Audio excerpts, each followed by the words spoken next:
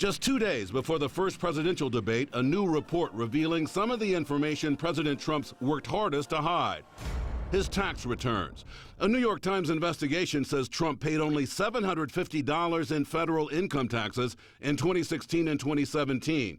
Soon after the report published, the president called it fake news, saying he's paid a lot of taxes. Well, first of all, I paid a lot, and I paid a lot of state income taxes, too. The New York State charges a lot, and I paid a lot of money in state. It'll all be revealed. It's going to come out. But the Times reports the president has been fighting with the IRS for years over a nearly $73 million tax refund he claimed. If he loses that battle, it could cost him over $100 million. They're doing their assessment. We've been negotiating for a long time. Things get settled, like in the IRS.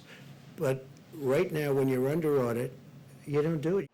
Despite the president's claim, tax information can be made public even if he's under audit. The Times also says Trump paid no federal income taxes in 10 of the 15 years before he became president because he reported losing much more money than he made.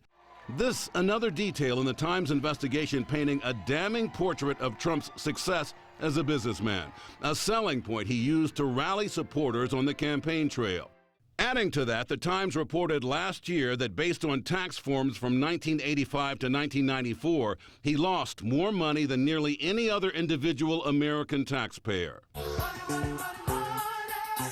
The report also reveals the president has spent nearly all of the $427 million he made on the TV show The Apprentice to help fund his other businesses and owes more than $300 million in loans that he's personally responsible for over the next 4 years.